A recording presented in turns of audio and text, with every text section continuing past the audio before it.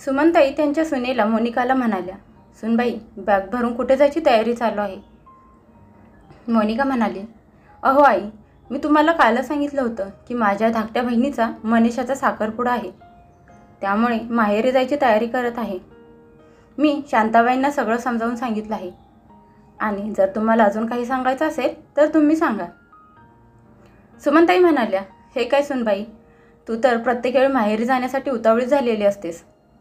आता बहिणीच्या साखरपुड्यात जायचं आहे, त्यानंतर मग लग्नाला. सारखं सारखं माहेरी जायचं होतं तर मग लग्नच कशाला केलंस? राहायचं होतं की आईबापाजवळ.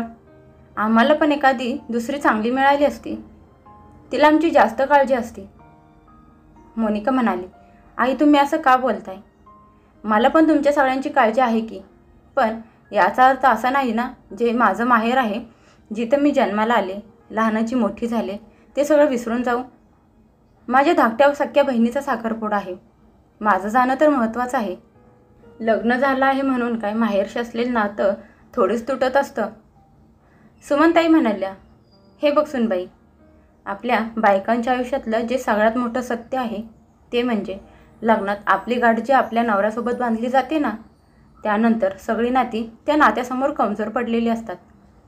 नवराच तिचं सर्व काही बनतो आणि तिचं घर पण बनतो. माहेर तर एखाद्या हॉटेलसारखं बनून राहतं, जिथे सुट्टीला फिरायला 2-4 दिवस गेलो, वेळ घालवला, खाल्लं, मौज मजा केली आणि परत आपल्या घरी माघारी आलो. म्हणून म्हणते, हॉटेलवर कोण जीव लावतं का? मोनिका म्हणाली, हॉटेल? आई तुम्ही किती सरळ बोललात ना ही गोष्ट. हॉटेल बनवलं तुम्ही आमच्या लहानपणीच्या सगळ्या आठवणींना, आमच्या माहेराला. हे तुमचे विचार असतील पण माझे नाहीत. माझ्यासाठी हे घर जेवढं महत्त्वाचं आहे तेवढंच माझं माहेर घर पण आहे. आणि हो, उद्या मी माझ्या बहिणीच्या साखरपुड्याला जाणार आहे. सुमनताई म्हणाल्या, विचार कर, जर उद्या गेलीस तर मग लग्नाच्या वेळी जायला मिळणार नाही.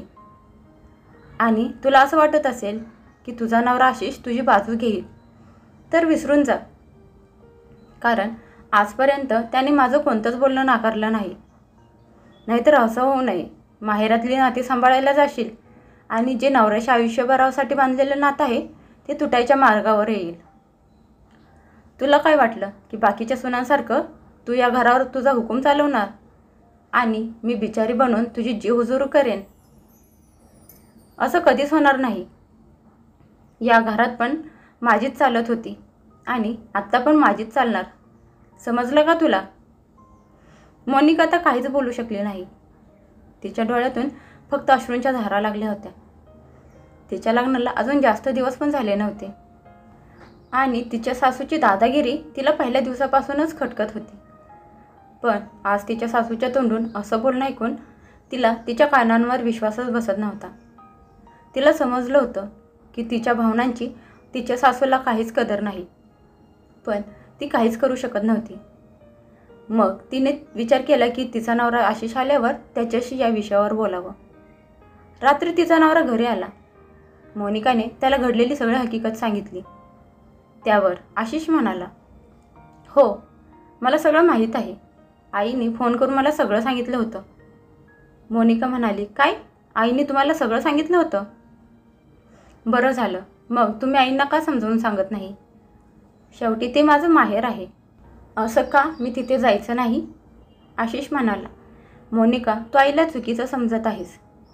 आईच्या बोलण्याचा तो अर्थ नव्हता. तिचं तर फक्त एवढंच म्हणणं आहे की छोट्या छोट्या गोष्टींसाठी सारखं काय माहेरी जायचं असतं? वर्ष 6 महिन्यात जात जा, म्हणजे तिला पण शांतता मिळेल आणि तुला पण. आणि जर तुला कायमचं इथंच राहायचं आहे तर इथल्या रीतिरिवाज शिकण्यावर जास्त लक्ष दे. मला तर आईचं बोलणं अजिबात चुकीचं वाटलं नाही. मोनिका नवऱ्याच्या तोंडातून असे शब्द ऐकून शॉक झाली.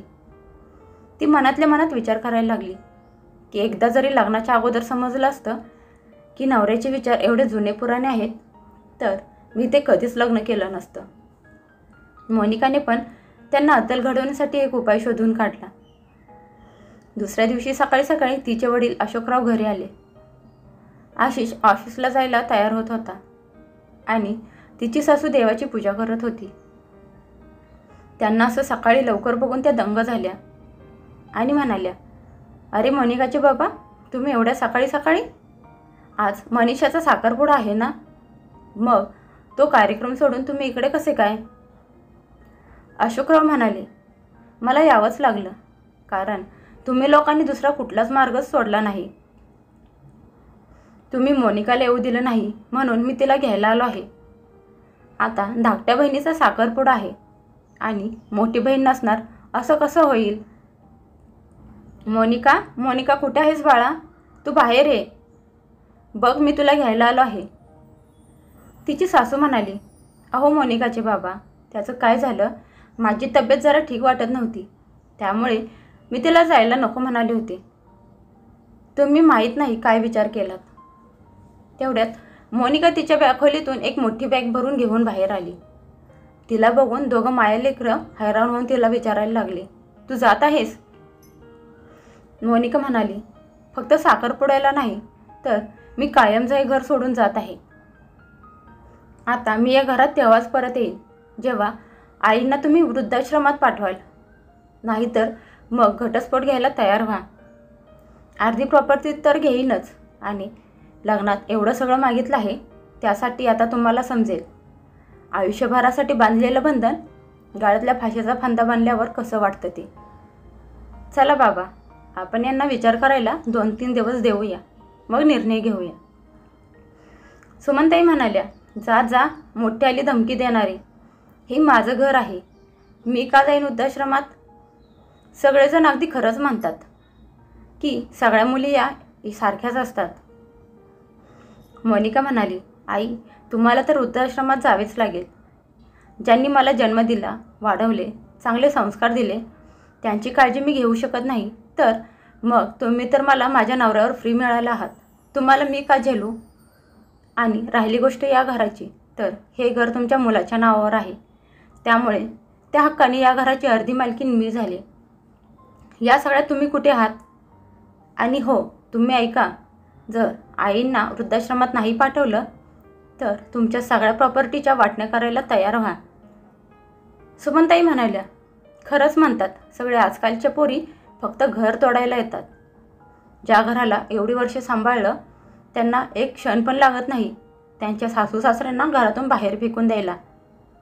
बस यासाठीच तर त्या लग्न करतात. पण मी तुझी चाल कधीच पूर्ण होऊन देणार नाही. आशिष, तू हिला घटस्फोट देऊन टाक, आपल्याला असली मुलगी नको आहे. आशिष म्हणाला, आणि घटस्फोट देऊन काय मी कंगाल होऊ? तू ऐकलं नाहीस का ती आत्ता काय म्हणाली? आई, आजकाल स्त्रियांच्या बाजूने कायदा खूप कडक झाला आहे आणि त्याचाच गैरफायदा हिच्यासारख्या बायका उचलत असतात. आई, तुम्ही दोघे आपापसात बसून तुमचं भांडण मिटवा. ह्या कोर्ट कचेरीच्या भानगडीत मला पडायचं नाही आणि मला हा फालतूचा वाद नको आहे. सुमनताईंना आता समजलं होतं की आता त्यांच्या हातात काहीच राहिलं नाही, म्हणून त्या त्यांच्या सुनेला म्हणाल्या, ठीक आहे सुनबाई, तुला जे हवं आहे ते तू कर, पण या कोर्ट कचेरीच्या भानगडीत पडू नकोस. मी विसरले होते की आजकालच्या पोरी फक्त सुना बनून येत नाहीत तर चंडिका बनून येतात. कर कर, तुला जे पाहिजे ना ते तू कर. मोनिका म्हणाली, बघितलं का बाबा, आता सगळे कसे लाईनवर आले ते? आई, तुम्हाला कसं वाटलं जेव्हा तुम्हाला तुमच्या घरापासून नातं तोडायला सांगितलं तर? तुम्ही पण तेच करत होता आई. कुठलीही मुलगी लग्न करून कलेश करायला येत नाही, तिला तिथली परिस्थिती तसे बनायला मजबूर करते. काही त्या परिस्थितीशी जुळून घेतात तर काही आतल्यात गुदमरत राहतात आणि मग शेवटी जे मनात साचलेलं असतं ते मग ज्वालामुखीसारखं फुटून बाहेर येतं आणि मग कलेश होणं स्वाभाविकच आहे. अशोकराव म्हणाले, विहीनबाई, जेव्हा मुलींचे लग्न होतात तेव्हा त्या बघत असतात की कितीतरी स्वप्न बघून त्यांच्या आईवडिलांनी त्यांचं लग्न लावून दिलेलं असतं. काहींनी तर कर्ज काढून लग्न लावून दिलेलं असतं. मग त्या लग्न तोडायचा विचार का करतील? पण जर सारखं सारखं त्यांच्या मनाला, आत्मसन्मानाला धक्का लागत असेल तर मग त्या पण मजबूर होऊन जातात. स्त्रियांसाठी कायदा असाच कडक बनवलेला नाही, कारण आजही स्त्रियांसोबत हे सगळं होत आहे. मी हे नाही म्हणत की सगळ्या स्त्रिया याच्या लायक आहेत. काही स्त्रिया या कायद्याचा चुकीचा वापर पण करत आहेत, पण आम्ही त्यातले नाही. आम्हाला फक्त तुम्हाला धडा शिकवायचा होता, त्यामुळे आम्ही फक्त नाटक करत होतो. जर अजून पण तुम्हाला समजलं नसेल तर सांगा, पुढचं आमचं आम्ही बघतो.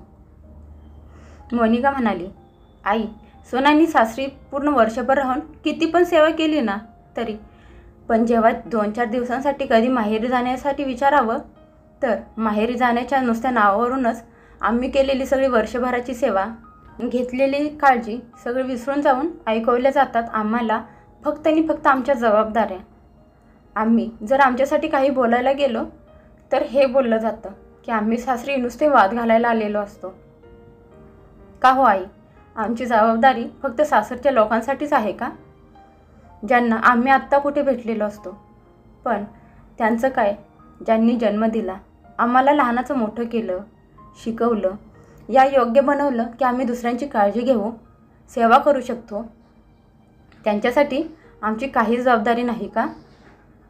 आमचं काही कर्तव्य नाही का? एकीकडे तर तुम्ही म्हणत असता माझ्या सुनेनं आणि मुलानं आमची सेवा केली पाहिजे, दुसरीकडे एक मुलगी जेव्हा तिच्या आईबापाची सेवा करायचा विचार जरी केला ना तरी तुमचा जीव नुसता खालीवर होत असतो. एक परकी मुलगी तुमच्या घरी येऊन तुमची स्वतःची आईबापांसारखी सेवा करू शकते, काळजी घेते, तेव्हा तुम्ही लोक म्हणता हे तिचं कर्तव्य आहे.